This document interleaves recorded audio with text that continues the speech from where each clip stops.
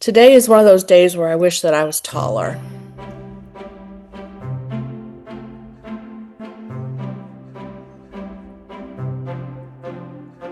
Hi readers, it's Lori. Welcome back to my channel, Books, Ink, and Paper, or welcome if this is your first time. My introduction is a result of my smoke alarm battery going off this morning about 4 o'clock, 4:30, beeping constantly to let me know that it is dead or it needs to be replaced. And I don't have easy access to the ladder that I need to be able to replace that battery. I have the smaller 3-tiered one, step stool, if you will. I'm going to have to wait for help to get the other ladder in because I just have to move a bunch of stuff and it's just frustrating. However, hopefully you can't hear it because I'm told that this device that I film on can block some of those things from, you hearing them, but we shall see if that's true. I hope so, because it's going to drive me nuts all day today until I have some help this evening getting it down. And I was offered help this morning and I said, no, I got this, not thinking that that ceiling was one of the high ceilings. And I should have known because this whole section of our house, which is essentially a very long tunnel, 2 tunnels, if you will. This is the section with the high ceilings. That's the section with the low ceilings. I just wasn't awake enough, I guess, to think that through. Today, we're not going to talk about my problems. We're going to talk about the books I read in the month of March and what my stats were for the month of March as well. So I read 5 books in the month and I read 4,569 pages. My average time to finish was 7 days. And one of them was really sort of slow for me. It was a reread and it was slower for me than the others. And there was a middle grade that was a little slower for me too. So my top categories in moods were mysterious, followed by tense and dark. I know you're not surprised.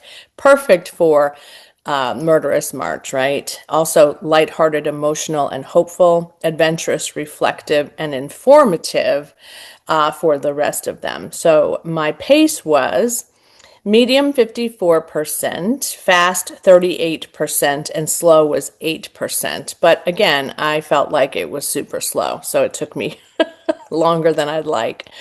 The page numbers were between 300 and 499 pages, 64% of the reading time, and they were 300 or less, 36% of the reading time. All of the books that I read were fiction, and I know you're not surprised. Again, the top categories won't surprise you. Thriller and mystery at the top, followed by literary and contemporary, magical realism slightly, middle grade, children's, LGBTQIA+, romance, historical, and fantasy were lower on that list. So it ran the gambit for sure. It was a very unique month, I suspect, and I think I can attribute some of that to middle grade March because I read some books that were not what I had anticipated that I would be in love with so much. 71% of the books I read were in print and 29% in digital. And again, I said 4,362 pages. Most read authors this month was one. So I'll tell you about that in a minute. And I think I have read her to 0 in the space of the mystery thriller category. My average rating was 4.07, so I had a pretty good month. I had 1 5-star, 1 4.5 star, and then 4 3.5 and a 3.0. So all in all, it was a good reading month, and I'm happy that I got to read them. Now, let's talk about the books one by one in the order, I think, that I read them. Now, I'm going to admit something, to be quite honest with you.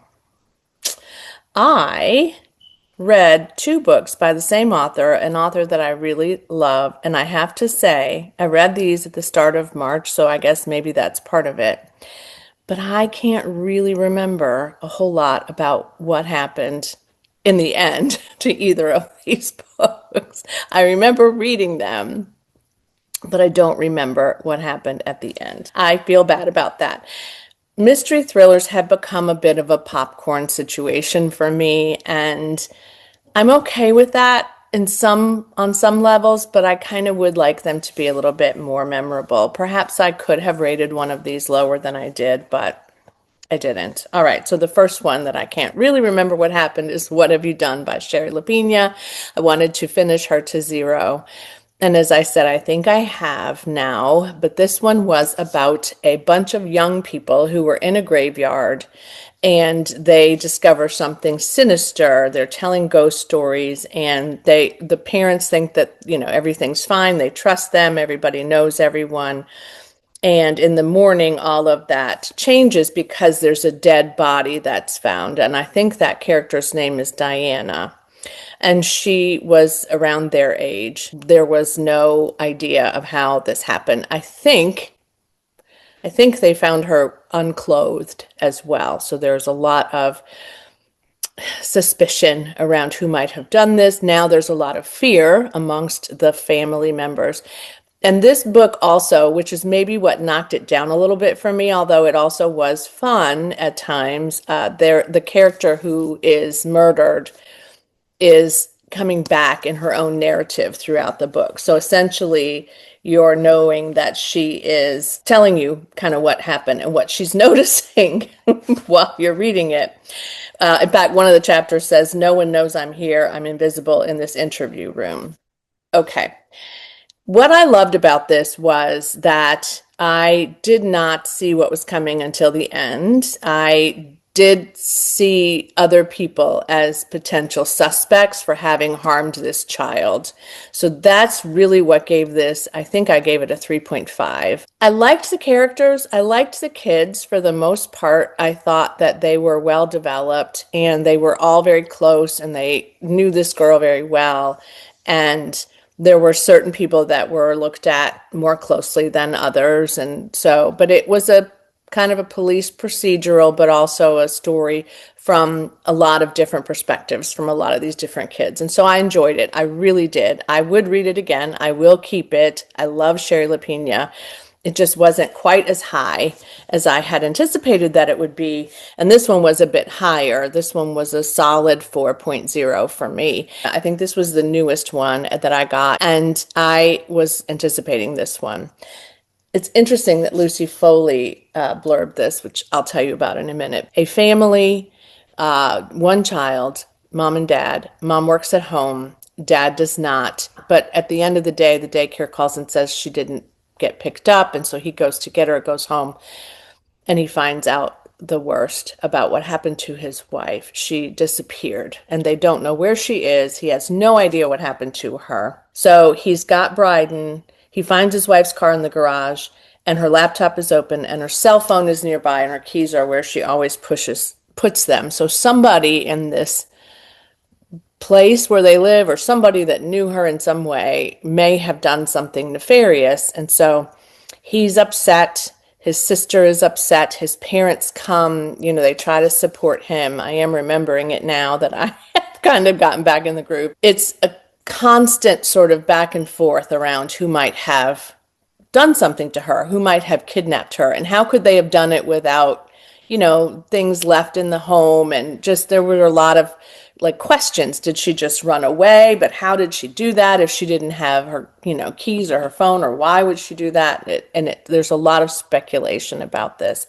I did enjoy this one slightly better than the other one. These were not as likable at times, characters, as the other book, but I liked them enough to continue going, and it was a pretty fast read. This cover always got me, but I think that I like also that a lot of the characters in this were doing some things that other people didn't realize that they were doing, which is, of course, then what makes you think, oh, it's probably her. Oh, well, no, maybe it's him. Oh, maybe it's her.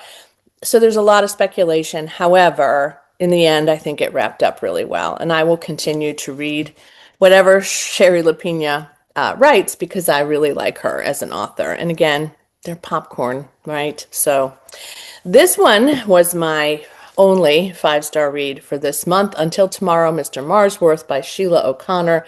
This one was recommended to me by Krista at Books and Jams, and on Middle Grade March, I thought I would give this a shot because it is a middle grade novel.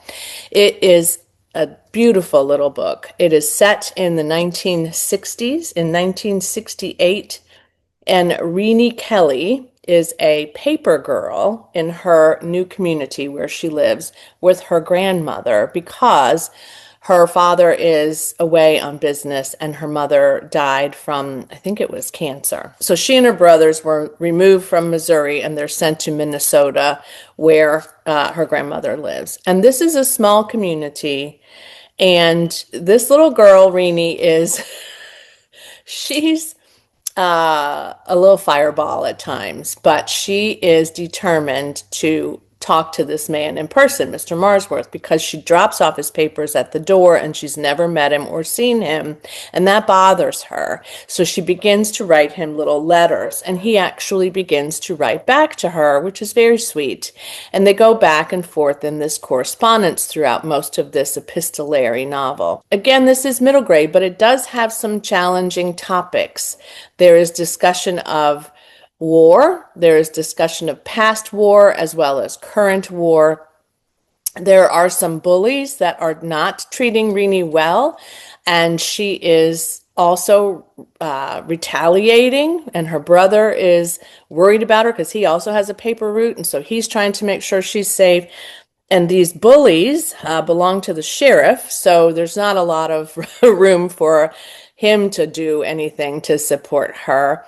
And her brother is faced with a very difficult decision, one of her brothers. He is graduating from high school and he's just really trying to figure out what's best for him and what he should do. And meanwhile, there's also some correspondence with someone else.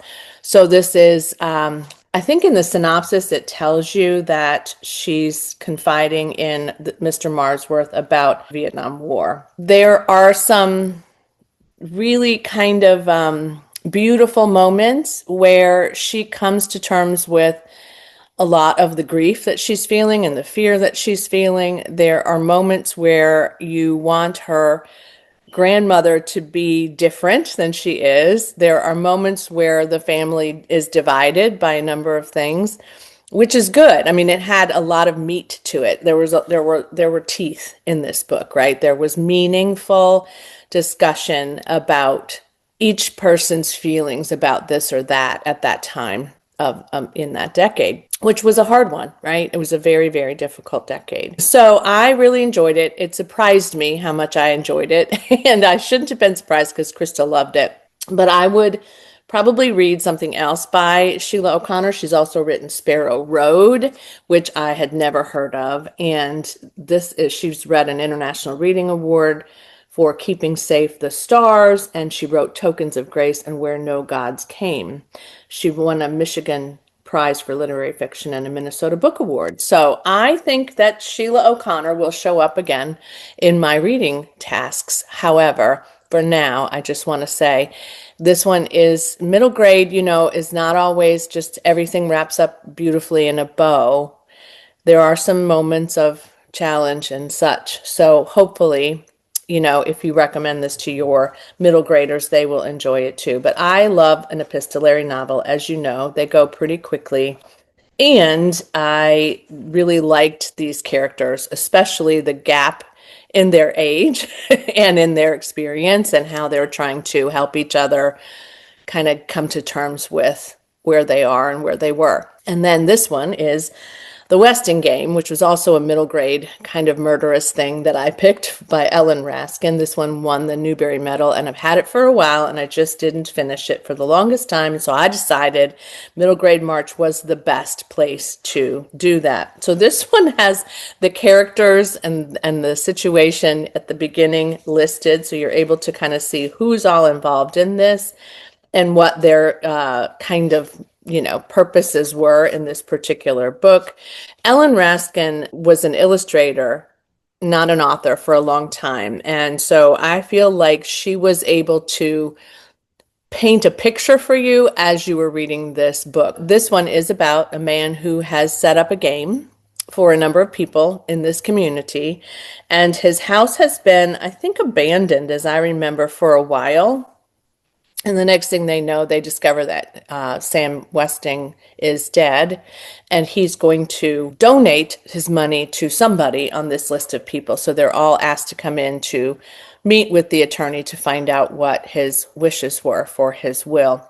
There's also then some speculation that maybe there was this nefarious person in this group that may have murdered Sam.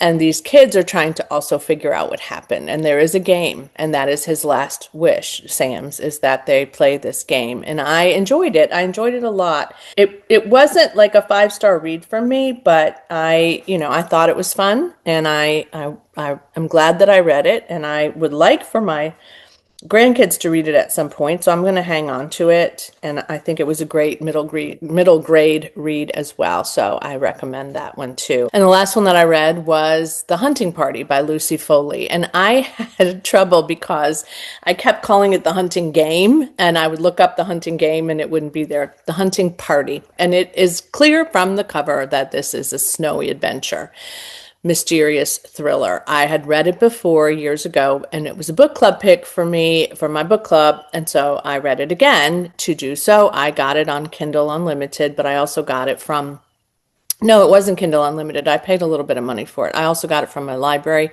I had never owned it before, and I do now, but I probably won't read it again because I've read it twice. It was cheap, though. I don't spend a lot on those books. Lucy Foley is a hit or miss for me, and this one was kind of in the middle. I gave it a 3.5 on Storygraph, and we were talking about it last night, and I think we all kind of had the same feeling about it. It was meh.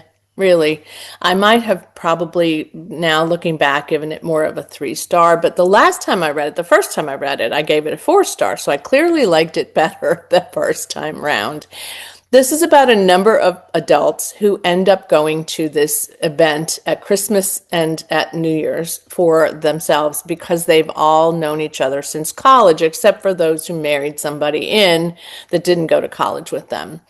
And it really does explore a bit of each person's story, and they're all first person told chapters except for one character. And I don't know. We talked about this in book club. We wondered about why that person wasn't the narrator of his own chapters, but I don't know. I guess we'd have to ask Lucy Foley. This one came out in 2018. It is not new. It is 349 pages. And while I took this one in more slowly, I think also what challenged me at first was, again, I was sharper then than I am now. I had to write down all their names, figure out who they belong to. There's a lot of them. There are a few people that have this Scottish Highland location where they've chosen to have this closed hotel situation, locked room kind of situation to some degree for their adventure for Christmas and New Year's. The people that work there are there for a reason. They're out in the middle of nowhere in the Scottish Highlands where they can be inaccessible at times because the snow can get really challenging there.